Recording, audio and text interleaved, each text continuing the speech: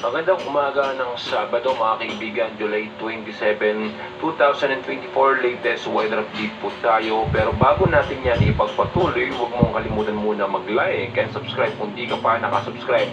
And pahit po ng notification bell para update ka po sa lagay ng ating panahon.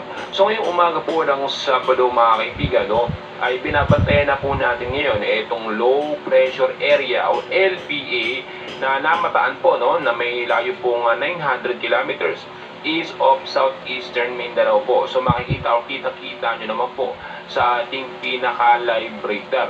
Kasama rin po sa ating minomonitor ngayon mga kaibigan at nagbibigay din ng maulap po na kalangitan at panahon bandang hapon at sa umaga din meron po ay ito pong southwest monsoon na nakaka-apekto po sa ibang bahagi po ng Luzon at ng Visayas area. Paalala mga kaibigan, ito pong low pressure area na ating binabantayan, as of na wala po itong direktang epekto sa ating bansang Pilipinas. At ayon na rin po sa update ng Pag-asa ay malabo pa po ito, malayo pa, mahina pa, maliit pa ang tsansa upang maging isang ganap na bagyo. Pero minomonitor po natin at may mga posibilidad pa rin na ito'y lumakas at maging isang bagyo nga po. Dahil po nasa rainy season tayo, ine-expect po natin na yung mga low pressure area na papasok po sa ating bansa ay malaki po ang tsansa na maging isang ganap na bagyo. So forecast of weather conditions po natin ngayong umaga po ng Sabado mga kaibigan, eto po, makinig po kayo para alam po ninyo yung lagay ng panahon sa inyong pong mga lugar. At mamaya pag-uusapan po natin yung update dito kung posible nga bang maging active low pressure area hanggang sa maging bagyong Dindo yung ating binabantayan po na LPA. Sa area po ng Ilocos Region mga kaibigan, Batanes, Babuyan Island, Zambales at Bataan, maulap po na panahon ng mararanasan dyan, mga isolated light rains and heavy rainfall naman po pagdating sa gabi. In short po mga kaibigan, occasionally rains po ang may dudulot dyan dahil po yan dito sa southwest monsoon or hangin habagat na nito lamang po ay pinalakas po ni Typhoon Karina. So mag-ingat po tayo, paalala lagi po sa mga posibleng pagbabaha sa mababang lugar po at landslide naman po sa mga landslide prone area po mga kaibigan. Anumang oras maging handa po tayo dahil alam ko po yung ibang lugar po sa ating bansa ngayon ay lubog pa rin po sa baha at hindi pa rin po humuhupa at hindi pa actually nakaka-recover. Dito naman po sa area ng Cordillera Administrative Region, Tarlac at Pampanga, ngayong umaga po cloudy sky with scattered rain shower and thunderstorm po ang mararanasan pagdating po yan sa gabi. Dahil pa rin po yan sa hangin habagat or southwest monsoon na pinalakas nga po nitong si Typhoon Karina. So impact po pinag-iingat po tayo sa posible pong pagbabaha doon po sa mababang lugar at landslide pa rin po paulit-ulit sa mga landslide prone area.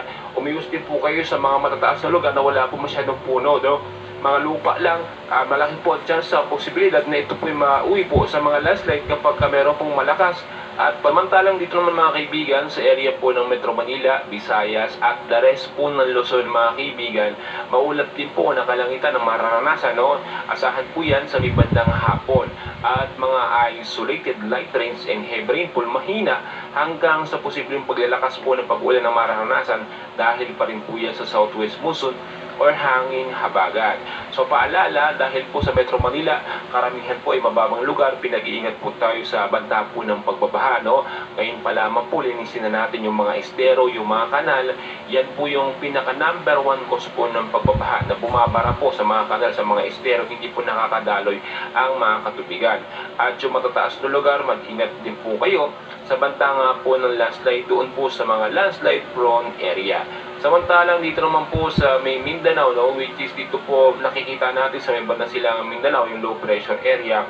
Mag-ingat din po dyan dahil posibleng maulap na panahon ng maranasan dyan with isolated rain showers and thunderstorm po pagdating sa gabi. Dahil din po yan sa southwest monsoon at localized thunderstorm. Paalala, yung mababang lugar, mag-ingat sa pagbabaha at landslide naman po doon po sa mga landslide prone area. Mga kaibigan, ayon na rin po sa pagtatala ng Pag-asa, ay ito po minabantayan natin na low pressure area within 24 to 48 hours, ay makikita natin yung chance kung ito nga ba ay magiging isang ganap na bagyo. But as of now mga kaibigan, kung nakakaranas ng pag-ulan sa inyong lugar, hindi po yan dahil sa bagyo Karina, dahil nasa labas na po yan ng ating bansa. Ito naman pong low pressure area ngayon patuloy natin minomonitor dahil nasa 35 kilometers per hour pa lang po yung lakas ng kanyang hangin. So medyo malayo pa para maging isang tropical storm or bagyong Dindo mga kaibigan, no? So patuloy po tayo mag-antabay sa lagay panahon natin, and please mga kaibigan, huwag niyo pong kakalimutan mag-like and subscribe para update po kayo sa lagay ng ating panahon.